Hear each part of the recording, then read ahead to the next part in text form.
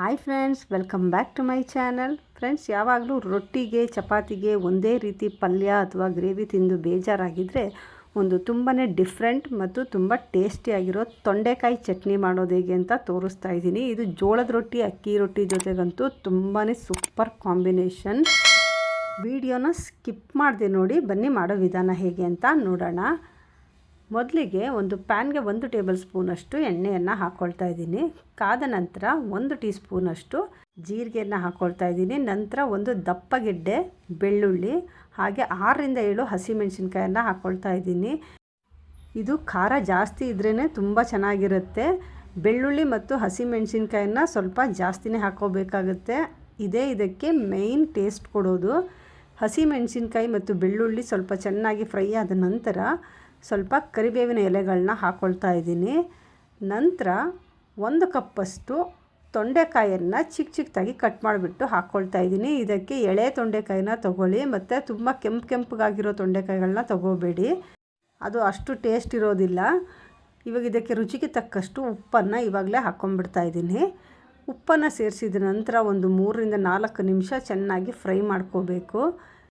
ಇದಕ್ಕೆ ನೀರನ್ನು ಸೇರಿಸಬಾರ್ದು, ಆದ್ದರಿಂದ ಎಣ್ಣೆನಲ್ಲೇ ಚೆನ್ನಾಗಿ ಬಾಡಿಸ್ಕೋಬೇಕು.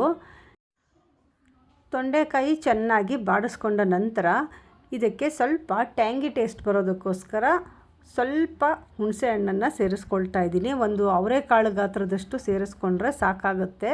ತುಂಬ ಜಾಸ್ತಿ ಹಾಕೋದಕ್ಕೆ ಹೋಗಬೇಡಿ, ತುಂಬ ಹುಳಿ ಅನಿಸ್ಬಿಡುತ್ತೆ.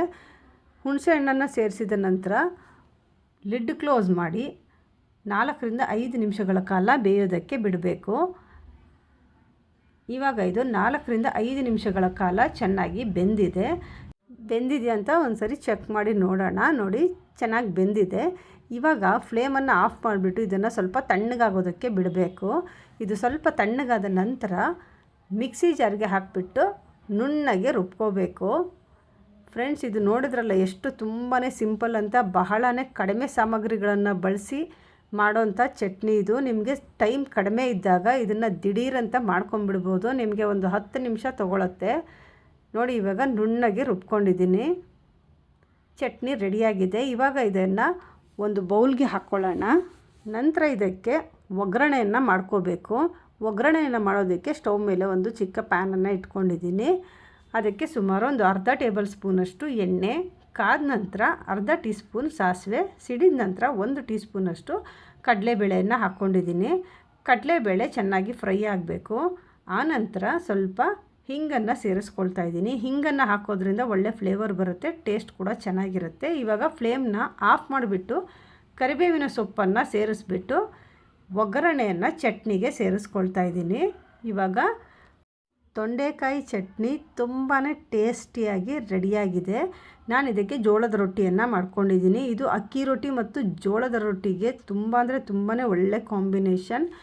ಅನ್ನ, ಬೇಳೆ ಸಾರು, ರಸಮ್ ಜೊತೆ ಇದನ್ನು ಉಪ್ಪಿನಕಾಯಿ ಥರ ನೆಂಚ್ಕೊಂಡು ತಿಂದರೂ ಕೂಡ ತುಂಬಾ ಸಖತ್ತಾಗಿರುತ್ತೆ. ಖಂಡಿತ ನೀವು ಕೂಡ ಈ ರೆಸಿಪಿಯನ್ನು ಒಂದು ಸಲ ಟ್ರೈ ಮಾಡಿ. ಹೇಗೆ ಬಂತು ಅಂತ ನನಗೆ ಕಮೆಂಟ್ ಮಾಡಿ ತಿಳಿಸಿ. ಈ ರೆಸಿಪಿ ನಿಮಗೆ ಇಷ್ಟ ಆಗಿದರೆ ಲೈಕ್ ಮಾಡಿ, ಶೇರ್ ಮಾಡಿ, ಸಬ್ಸ್ಕ್ರೈಬ್ ಮಾಡಿ. ಇಷ್ಟೊತ್ತು ವಿಡಿಯೋ ನೋಡಿದ್ದಕ್ಕೆ ಧನ್ಯವಾದಗಳು. ಮತ್ತೊಂದು ಹೊಸ ವಿಡಿಯೋ ಜೊತೆ ಭೇಟಿ ಮಾಡೋಣ. ಅಲ್ಲಿವರೆಗೂ ಟೇಕ್ ಕೇರ್, ಬೈ ಬಾಯ್.